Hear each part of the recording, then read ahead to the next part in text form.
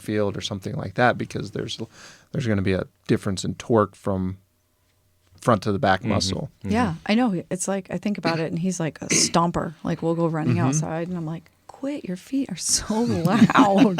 Like, yes, there's so many little things, but if you peel back the onion layer and start fresh, it's so true. Yeah. It's funny what like coaches can do. I mean, I'm sure you've seen it if you have a college athlete, and you were talking about it a little bit, right? I always tell people all the time, like, you only really spend maybe 3 to 4 months with your actual coach in the sport specific. Yeah. Right? You spend like 8, 9 months with a strength and conditioning with the coach. Trainer. Yeah.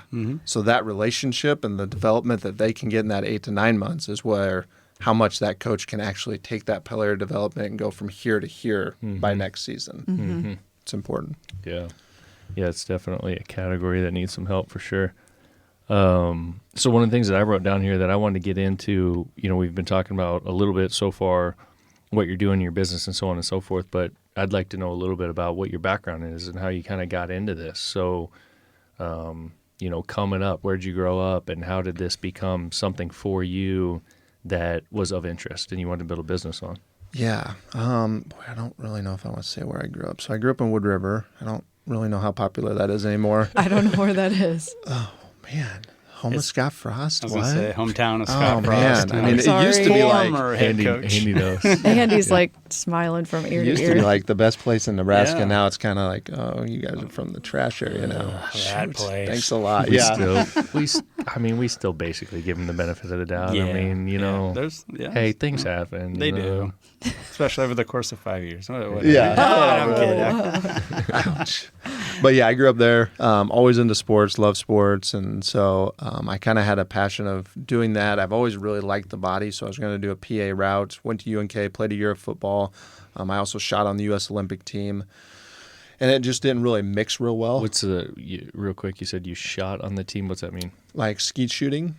Okay, so you had a shotgun and you were shooting. Yep. Clay Okay. targets. And so. So that's a totally different thing. I mean, based on what we talk about, we talk a lot about hunting and outdoors and things like that. How do you feel like that affected did that have an effect on your fitness journey, or was that just something that you got into that was just fun?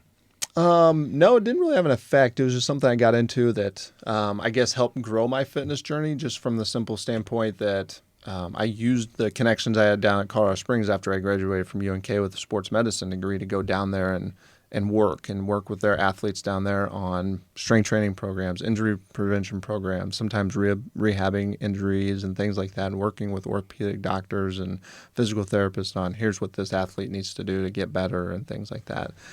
Once I did that, I kind of was like, I love the sports aspect of it, but I just like, oh man, something's missing. It's just not totally right. So I come back to Omaha, started a personal trainer at 24 Hour Fitness, and that was kind of what I tell people is I got to work with all the things I like with the body and the movement and studying people. But then the hard aspect of it for me was watching people do a squat that they never thought they could do, watching people go play with their grandkids or go run a mile or go walk a mile, heck, even something like that. And that was my heart aspect of it, and watching people lose 50 and 60 and 70 and 100 pounds and changing their life and getting their life back on track.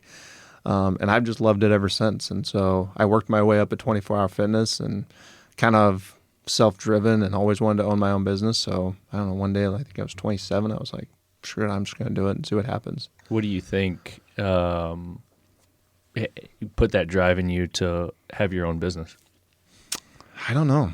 I really don't know. I've just always been, that person. It wasn't the hours or like working for yourself. No. Okay. Obviously, working for yourself is a lot of hours. There was a lot of hours, 10, 12-hour days, still is. Yeah. Right. But it just, I don't know. You didn't have any examples or anything as far as like parents or family or friends or anything that were doing that kind of thing? It was just something that was in you, huh? Yeah. No, my parents just worked both 8 to 5 jobs, and they made good livings, but no, none of them were entrepreneurs or self-starters. None of them were farmers or anything like that. We grew up a lot around farming community, obviously. Yep. So I saw some things there, but no, I just had some. Yeah, always wanted to control my own destination. How old were you when you started the business? 27. And did you have family? That's what I want to ask. Okay. I didn't. I was just single, just me. Yep. Single That looking makes it to a little mingle. easier. Yes. And Still. Still. And when you started doing that, I don't know if you were still close to your family, like your parents and whatever. If so, did they have any kind of, like, did you gather anything from them? Like, I mean, I'm going on my own. I'm doing my thing. Not too much. So I had a friend that I would say maybe was a little bit of a mentor to me. And he was, which was funny, he was in the banking world, lending mortgage. So he wasn't even an entrepreneur, but he did some stuff on the side, some side hustles that I guess you could acquire that was an entrepreneur. But he told me from a long time, he's like, dude, you need to do something on your own. He's like, you'd be successful. He's like, you got just the traits and characteristics. And so I guess that's probably what kickstarted it. But I always kind of had it. I'm not very good at listening to other people. It's kind of a stubborn side. That's a big Yeah. I was just going to say that is totally him right Yeah. here with the business thing. Yeah. But you also had a support system, talking about your family, both having good jobs. They weren't like, oh, Adam, don't do that. Don't take that risk. So you did have that.